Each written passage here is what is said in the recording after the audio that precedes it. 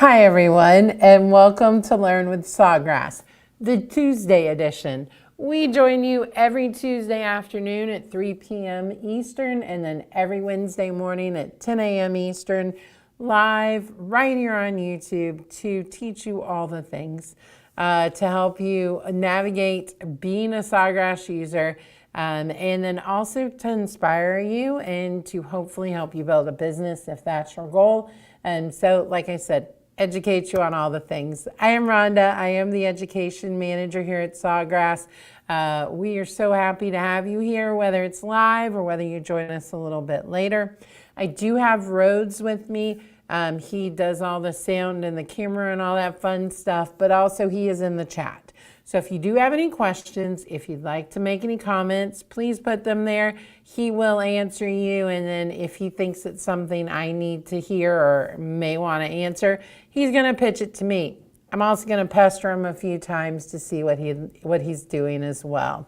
So let's talk a little bit about this week. So if you were here thinking that you're going to get a crafting session, apologies. We had a plan, we decided to change it. It was actually at Rhodes's request. He wanted me to do another kind of back to the basics session. So that's exactly what we're gonna do. We're gonna talk about the basics of sublimation and getting started with sublimation. So we're gonna run through all of that today. Tomorrow, we're actually going to have Clarissa join us, and she is a member of our care team here at Sawgrass because I wanted her to kind of run through some of the tips that they have for you as a team on being successful as a Sawgrass user. So she's going to be with us tomorrow and do that. We do have a podcast. We are late, so I do apologize. We had some technical difficulties and, well, just a busy week last week.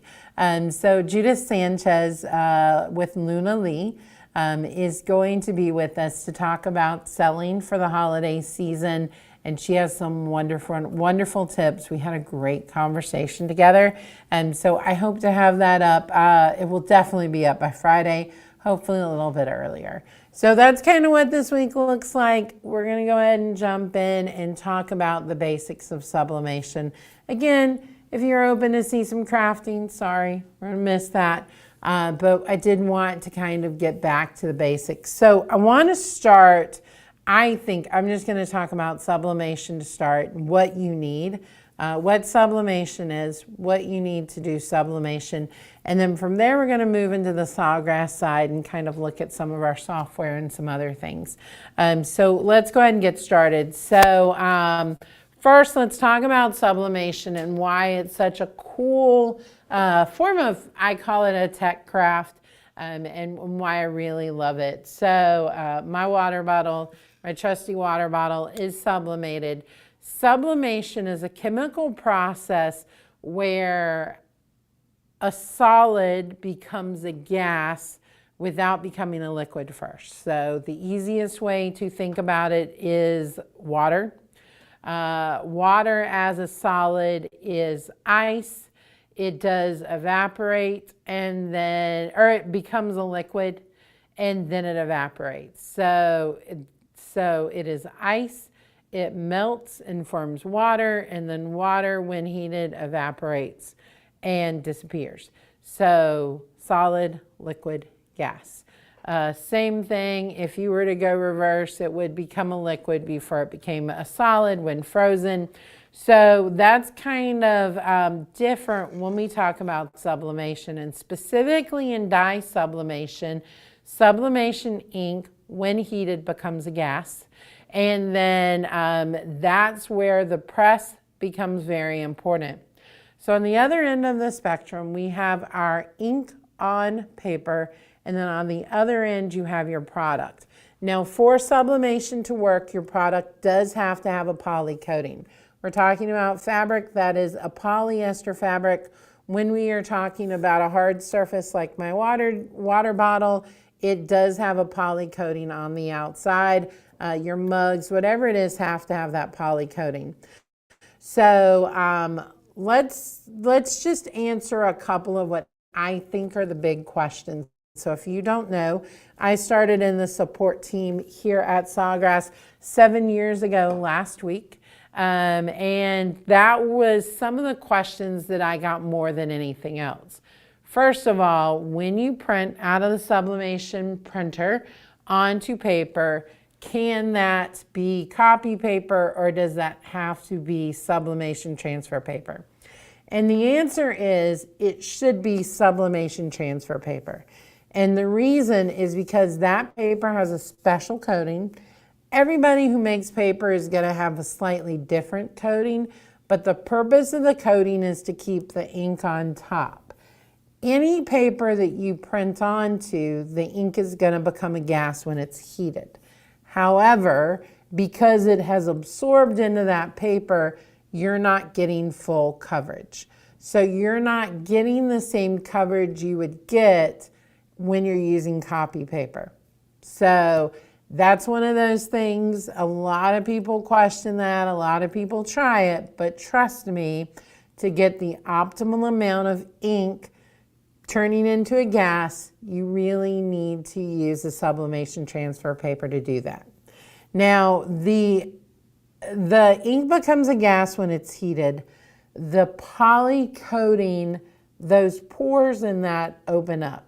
So the gas is going to travel into those pores. Now, I feel it's like magic, but how does the design go straight into where it needs to go? That's where the pressure comes in. So you are forming pressure in two ways. First, you are in a press. The press is going to be your pressure. The other thing that is going to help is the heat tape.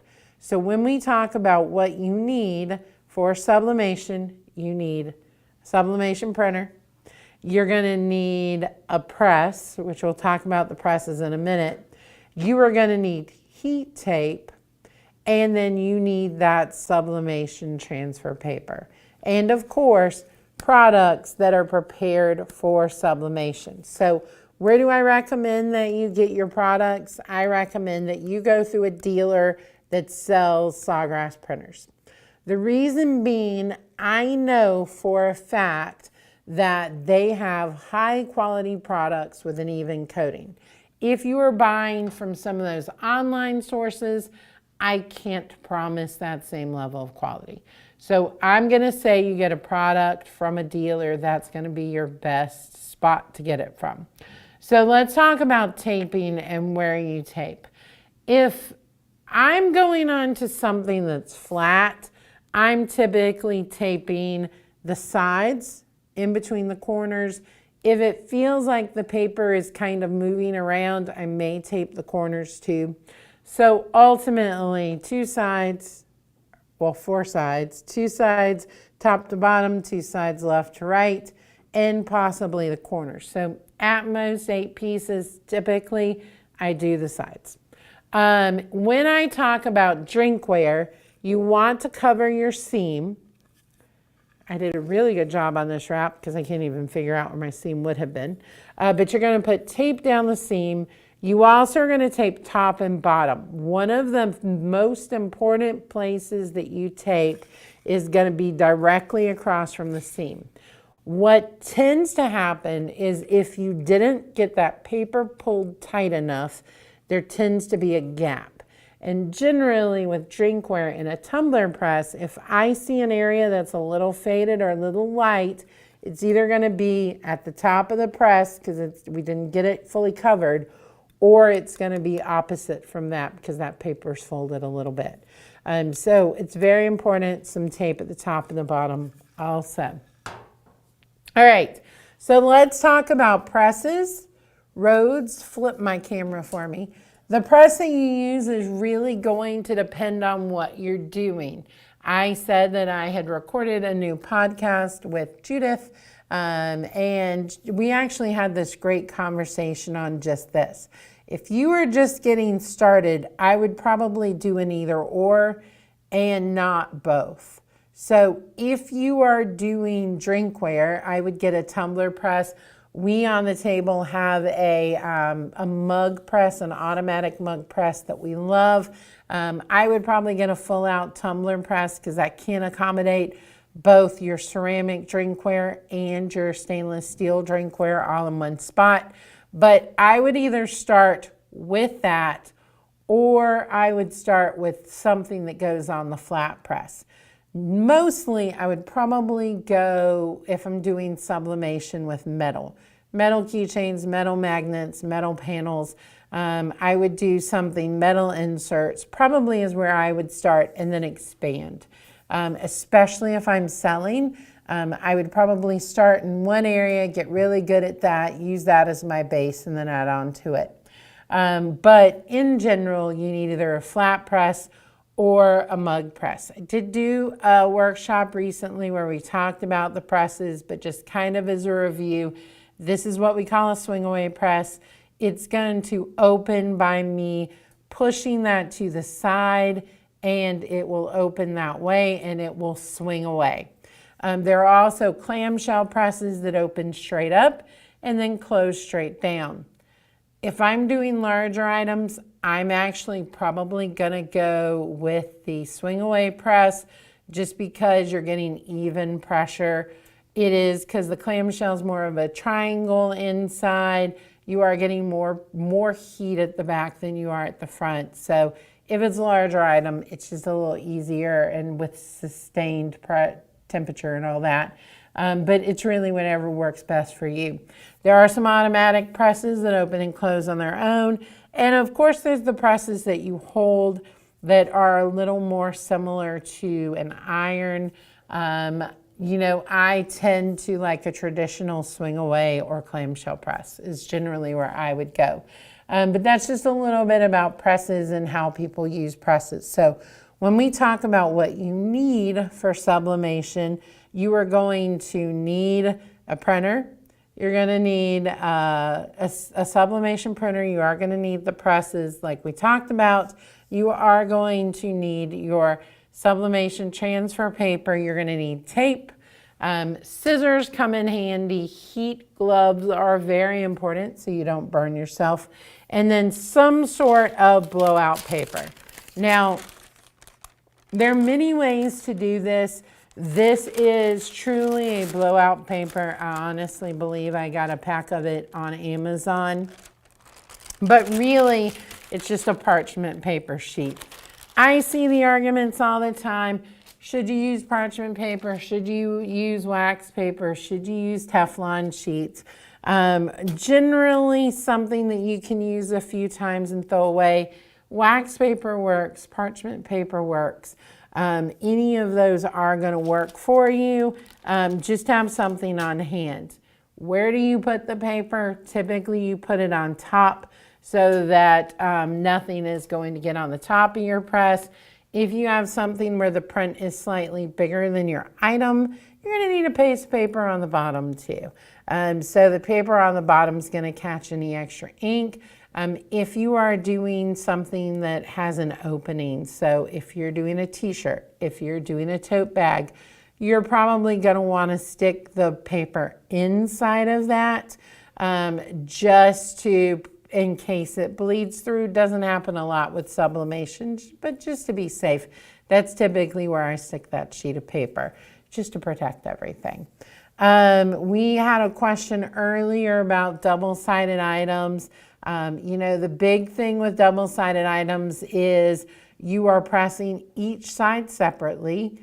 Normally, we'll go back to that in a second, but you're doing one side and then you're flipping it over and doing the other. I would, whatever has already been in the press, the side that is already printed and pressed, you're going to put paper on there so that it doesn't, like, if for chance there's any extra ink, it's not going to get on your surface. You can, and I call this expert level, put the print on both sides, put it in there for less time, flip it over and do the other. Most of us are going to have an issue where we don't flip it properly, something happens, ink kind of gases, and we'll talk about what that means in a minute. And so I do not recommend that method unless you're a really good expert. I like to do one side at a time. Back to earlier, I was talking about some of those things that I heard a lot in support. Another is about the product. You really, like people go, can you go to the Dollar Tree and buy a mug? No, it does have to have that poly coating. And what happens is, like I said, those pores open up, the tape and the pressure are going to make the design go straight ahead. And then when you remove the heat, when this cools down, it actually becomes a part of the product. This is the big thing about sublimation, and this is why sublimation, to me, is superior to a lot of other methods. First of all, because it is a print, my design, I can have all of the colors. It's not like some things where you're having to make different layers and I'm having to put my red down and my pink down and my orange down and all of that. It all goes down at once, which is really cool, cuts out a lot of effort.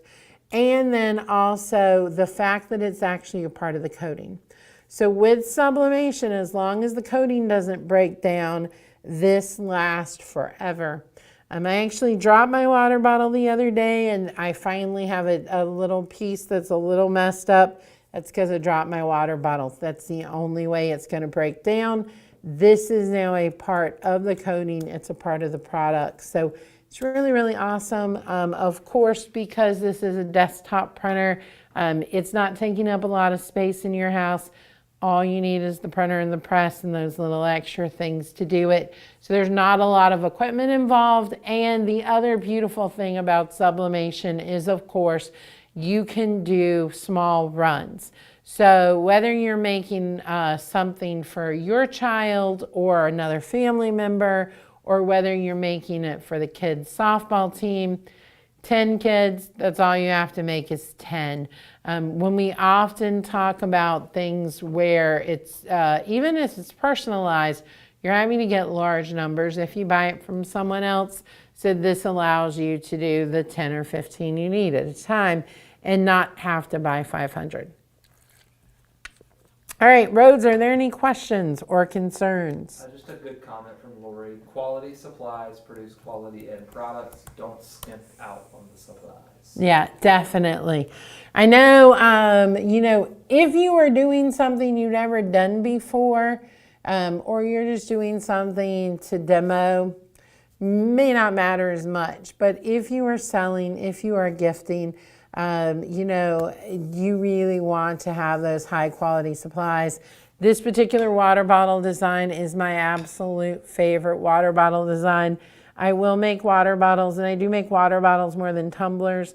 I will make water bottles from other water bottle styles, but this is my absolute favorite from Heat Transfer Warehouse. I will shout them out on that because I do absolutely love this particular water bottle. But yes, definitely quality supplies, extremely important. All right. So we talked a little bit about sublimation. I think I've covered most of the big things. So let's talk a little bit about what else you need. And so the big thing is you need a design. So, Rhodes does onboardings for us here. I actually was the first person to do onboardings here at Sawgrass. And that was one of those things that always got me because, we would get the printer set up.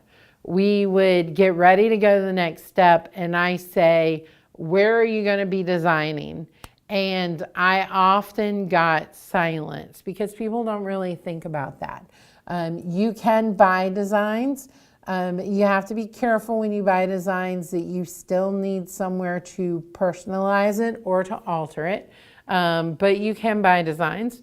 And the beauty of the Sawgrass system is we're going to talk about our Sawgrass print utility. Sawgrass print utility, you can get the files there in many, many ways. You do not have to use any specific program. You don't have to follow any specific path. There's several different ones that you can use. But one of the things we have done is we do have our own design software.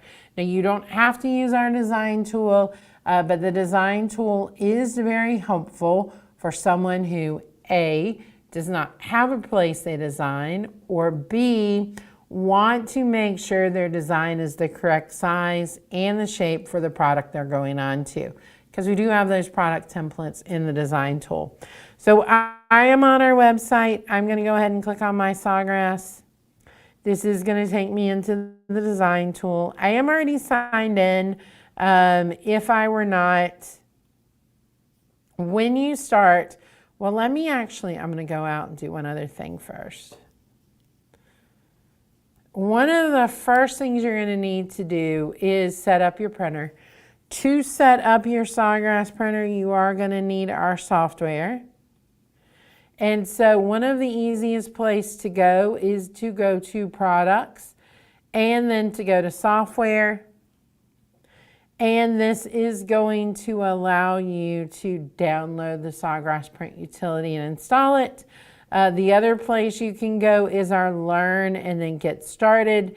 When you go to get started, you can download the software, but you also can sign up for an onboarding session. Like I said, that is with Rhodes. It is a multi-person session, but we do have these all 5 days of the week so that you can get pretty much the information I'm giving you today, but he is there to assist you and help you in any way you need. All right, so the first thing you're going to need to do is you're needing to create an account. Now, if you have ever used any of our other software, you will still need to create an account. It's not your Sawgrass account, it is your My Sawgrass account. So it is for the design tool and for the print utility. So if I hit log in, this is going to allow me to create an account. You will need to verify that with your email. I'm going to go ahead and sign into mine.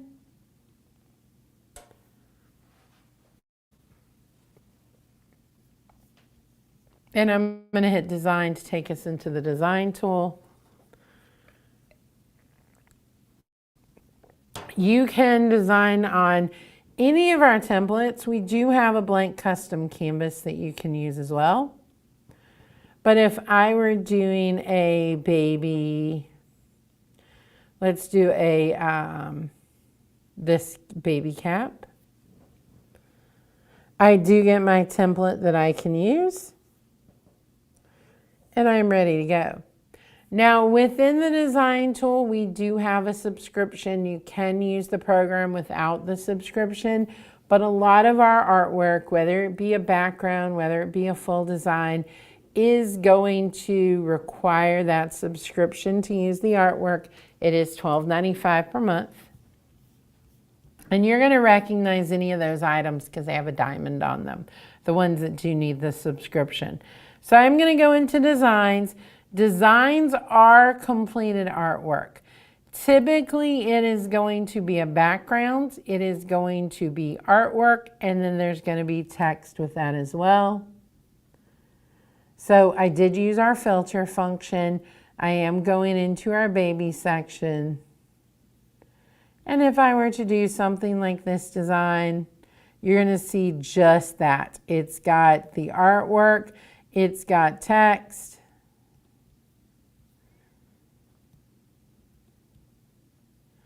I'm actually going to move this up a little bit. Oops. It's going to be a little mean to me, but I'm going to use that. And then baby got moved around, so I'm going to move that up.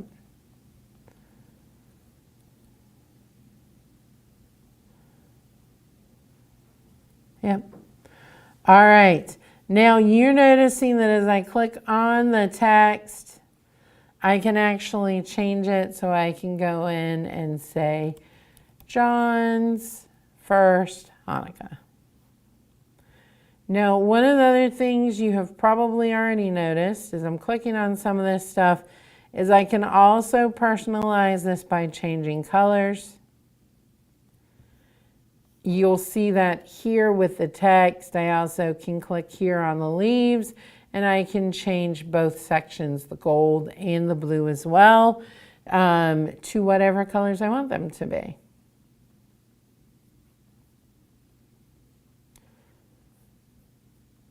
All right. You also can build your own design. I do love that we have our own background tool within this. Anything we have in the graphic library, most of that, you can click on it and change colors.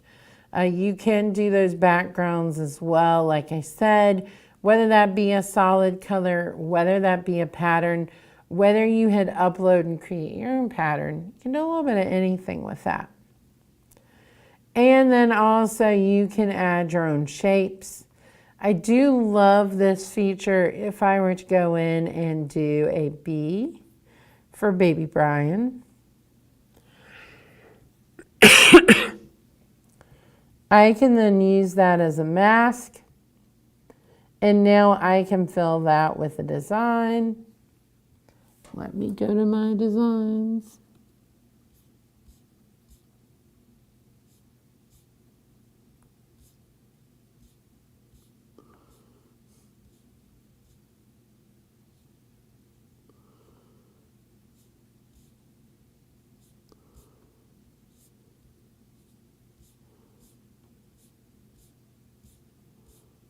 I think I have already passed it.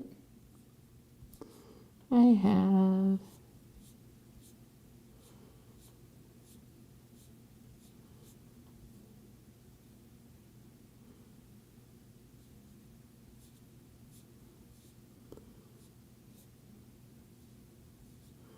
One moment, hopefully.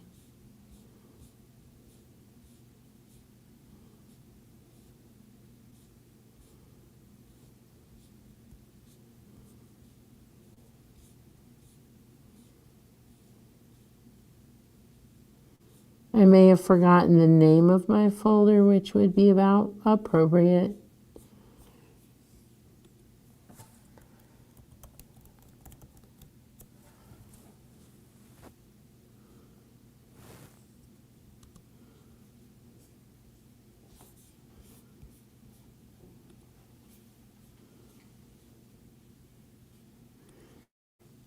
Oh well, we'll use some different artwork.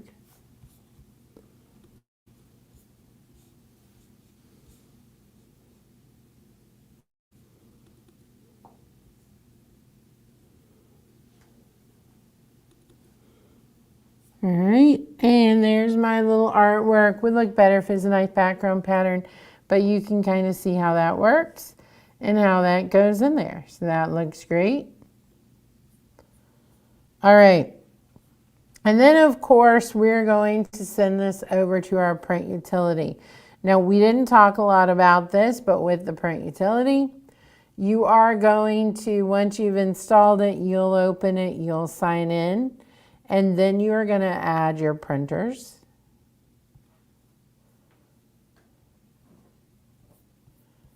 And those are done in settings with your devices. I can add a new printer if I need to and get that all up and running.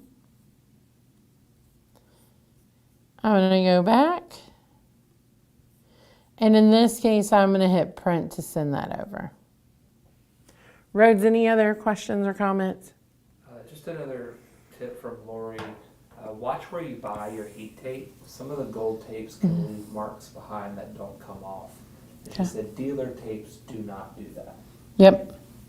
Yeah, I tend to like the gold tapes better than the blue tapes that you can get in some retail stores as well.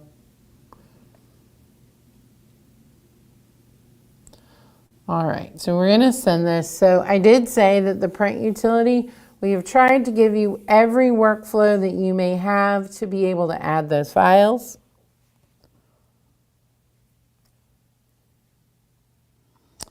That's going to go in just a second. There we are. If you are not seeing this pop up to open the program, you may have a pop-up blocker.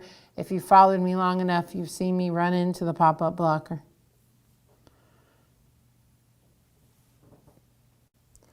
All right, so there is my design. Let's go ahead and run through the other ways that you can add files to the program. One is going to be through the quick print folders. You do have those on the desktop. I love this method because it allows you to do your presets. So by clicking on here, I'm able to tell it which printer I want to go to. whether I want that mirrored, whether I want that centered, all of those fun things I can do here. And then everything that opens up with those settings. Really, really handy because it does allow you to set your product. I typically will have different folders for each product type. So if I'm doing metal and then I'm also doing ceramic, they'll all have their own folder to open through. You just drop it in the folder and it opens right in the program with those settings. You also can send directly to the program. That's the Send to Sawgrass print utility. So when you go to File Print, you're not choosing this SG500 as your printer. You're choosing the Send to Sawgrass print utility. And again, it opens with any settings that you may have here. Very helpful for programs like Corel where you can have multiple pages in your file. Really works to use that workflow. Could work with a multi-page PDF as well. And then of course the easiest is just to hit through the Create and then hit Add File. I'm going to hit the little plus sign and you see any of these file types work. So often I'll make PNGs of everything that's ready, and then I can either drop them in the Quick Print folder or just open them. One of the big things as far as basic sublimation to know is that you are going to do your settings. Now, if you're not sure which settings to choose, you can use presets and you can choose those, which does make life a lot easier. You also can choose that down here. This is actually not my SubliJet printer. It is a VersaFlex printer. So you're seeing all of my normal things plus the things I can do with my VersaFlex as well. And then I'm always going to change my media size and my media type. And that's the big stuff to be able to go ahead and hit print. Now this program is amazing. It does allow you to put multiples on the page, which we would call nesting, and then you can choose how far they need to be apart. This does have some extra white space around it, so I am going to get rid of that. And then I can go ahead and space those out however I want. So, when we talk about what you need for sublimation, you do need the Sawgrass print utility. You need somewhere to design to get your files over to the print utility, and then you are ready to go. And that is all of the kind of basic stuff that you need for sublimation. You have heard a little bit or maybe seen a little bit about VersaFlex. That is our other design system, design system. So that is a separate ink set. So instead of getting the SubliJet for sublimation, you get the VersaFlex. It is versatile. You can do your traditional sublimation with that, with your sublimation paper, and then by changing the paper out, now we can go on to those things that aren't poly-coated, like your cotton fabrics that you saw just a minute ago, and then also things like uncoated wood, which is a big one too. So we do have a lot of workshops on VersaFlex. Please check those out. And then of course, we have more on sublimation too. Lots of time spent in the software, so make sure you look at some of those workshops that are specific to that. Now I am going to open up our website one more time.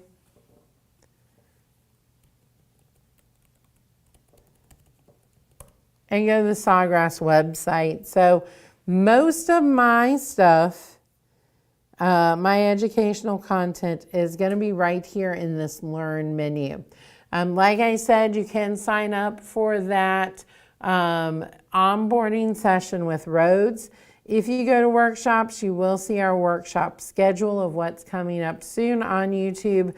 Our knowledge base is a great place to go if you're having specific issues with the printer or the software, because it's going to walk you through all of that to fix it, or just to learn more about how to do things like installing printers, getting on Wi-Fi, all of that. The Academy is going to take you to our YouTube channel. You are going to find all of my old workshops under Learn with Sawgrass. You're also going to see that we add short tutorial videos every week called Quick Tips.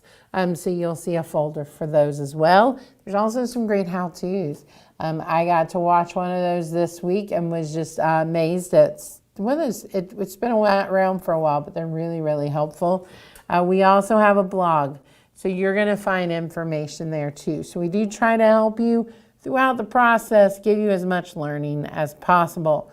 Rhodes, do we have any other questions or comments? We are caught up on questions. Awesome. Well, that is all I have for you today. Tomorrow, like I said, we will have a guest with me. Clarissa from our support team will be with us to kind of talk about what they see and what their tips and tricks too. So that's all I got for you today. I hope you have a good rest of your Tuesday, and we will see you tomorrow. Bye-bye.